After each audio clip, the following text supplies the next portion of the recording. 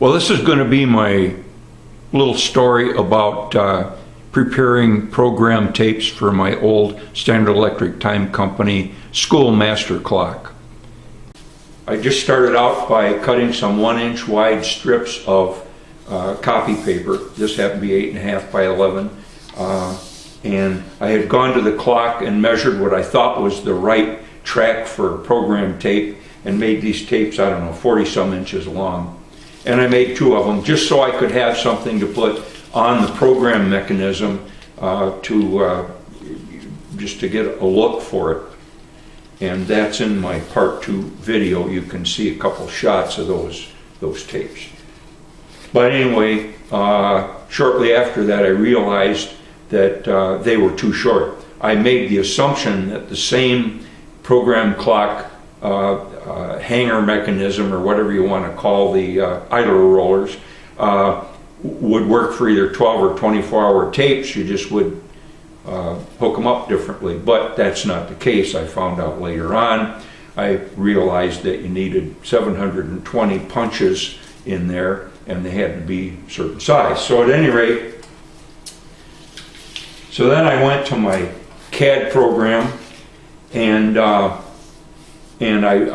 gave some thought. I went and measured and looked at the size of the drum and the program clock and all that stuff, and figured out roughly how big a punch should be and how many punches and so on. And so then I laid out a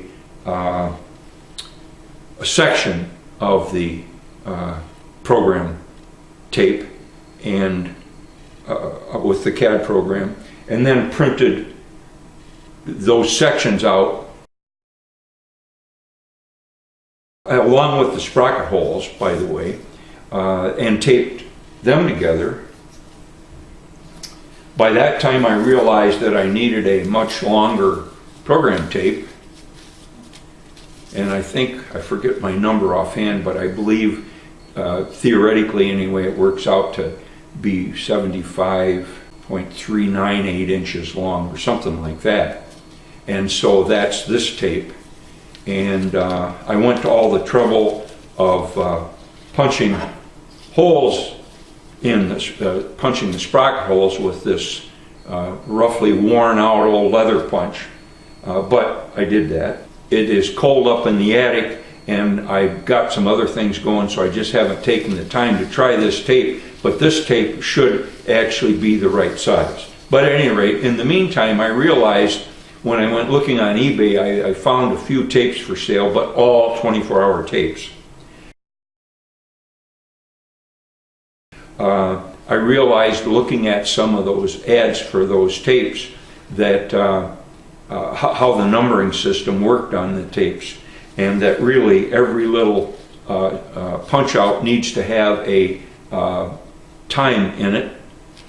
And so I decided I'd do that, and then every 5 minutes in this, down the center here, there's a marker for that 5th minute, so it'd say 5, 10, 15, 20, 25, 30, and then at the hour interval there's a bigger number in the center that's red, and that gives you the hour number. So I went back and modified this program, which by the way, after I modeled one segment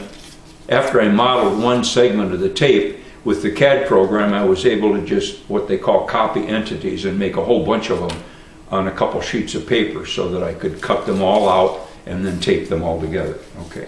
So at any rate, so I got to the point where I had numbered the tapes, and then I started to go through the laborious process of slitting them out, the segments out, and realized I had done it backwards, so the numbers were running the wrong way on the tape, so I had to do that over again. Anyway, where I finally am currently is that I now have a correct length, I think, tape. I have it numbered correctly. I have red, it's probably hard to see in the camera here, but I have red hour numbers on it, and I have it set up in such a way that one 8.5 by 14 sheet with 6 segments on it gives you enough for a 12-hour tape. Next thing that I need to do is to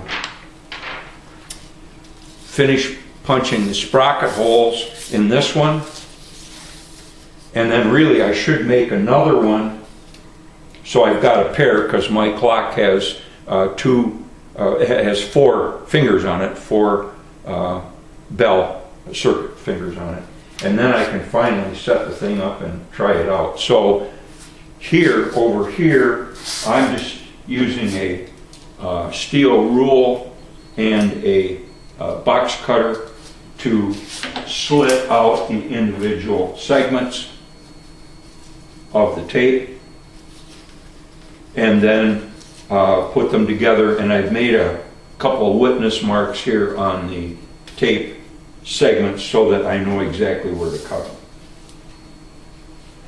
And right now I'm using 3M magic mending tape.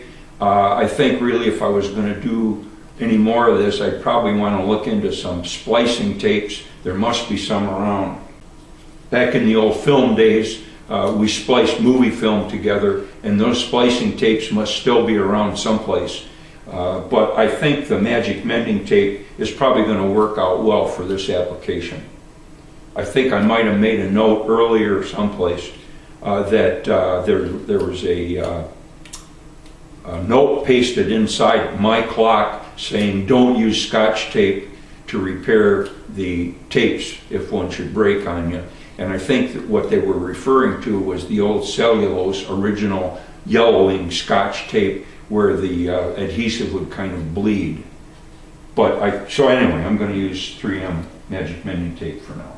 I guess also here for splicing the segments together, after I cut them to length here, which I'm not going to do right now, I just put a couple of pieces of wood here to help me line things up, put a little weight on each piece, make sure that they're lined up exactly right both directions, and then I can put some tape on there and then turn it over and tape the other side. So that's my progress to date.